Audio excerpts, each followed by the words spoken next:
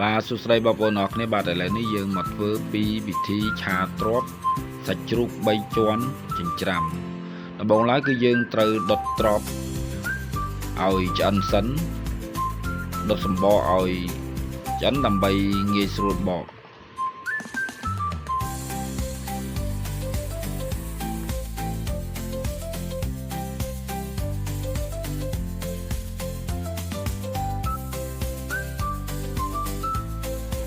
បាទបន្ទាប់ពីដុតទ្របរួចយើងយកទ្របនោះមកបកសម្បកឲ្យអស់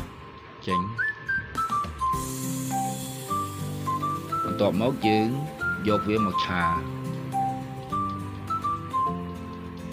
គឺចាប់ដើមយើងដាក់ខ្លាញ់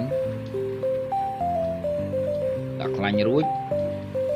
យើងដាក់ខ្ទឹមសចូល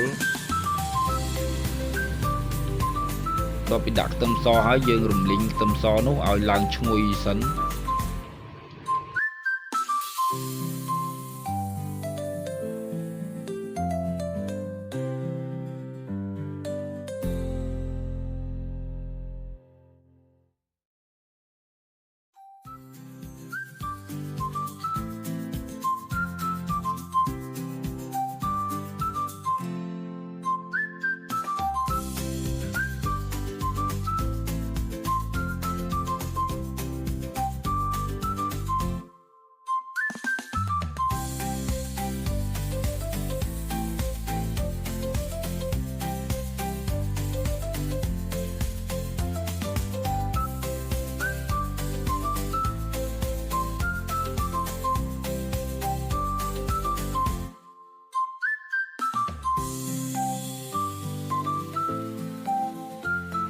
បន្ទាប់ពីខ្ទឹមស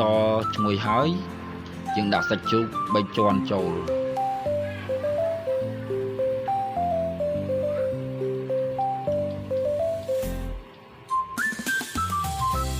ពេលដែលដាក់ចូលគឺយើងលីងវាឲ្យសព្វ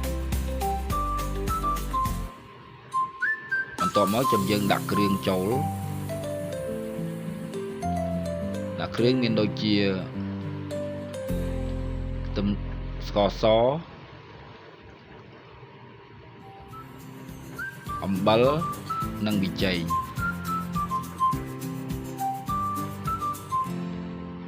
ប៉ុន្តែកុំភ្លេចដាក់រ៉ូឌីបន្តិចផងដើម្បីឲ្យមានរសជាតិកាន់តែឆ្ងាញ់ផងដែរ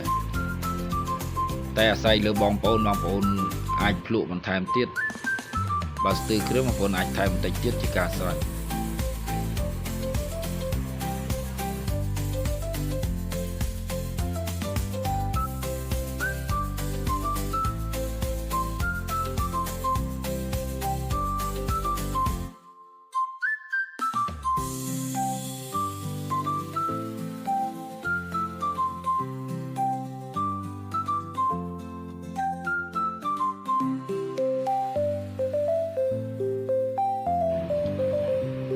តោះមកយើងដាក់រ៉ូឌីដើម្បីយកឲ្យរសជាតិឈ្ងុយឆ្ងាញ់បន្តិច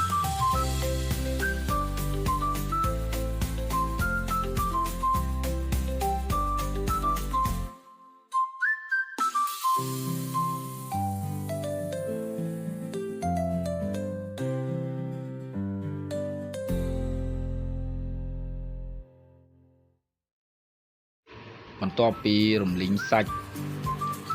យើងគិតថាឆ្អិនហើយយើងអាចដាក់ទ្របចូល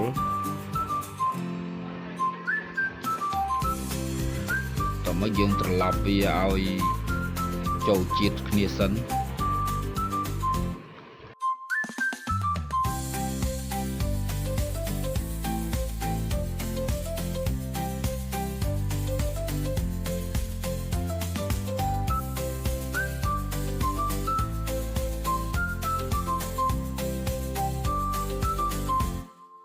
បន្ទាប់ពីត្រឡប់រួចរាល់មកយើងទុកវាមួយសន្ទុះដើម្បីឲ្យ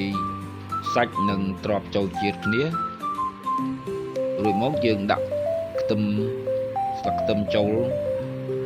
ជាការស្រេចពេលនេះយើងនឹងបានរសជាតិដ៏ឈ្ងុយឆ្ងាញ់នៃទ្របដុតឆាជាមួយសាច់ជ្រូក3ជា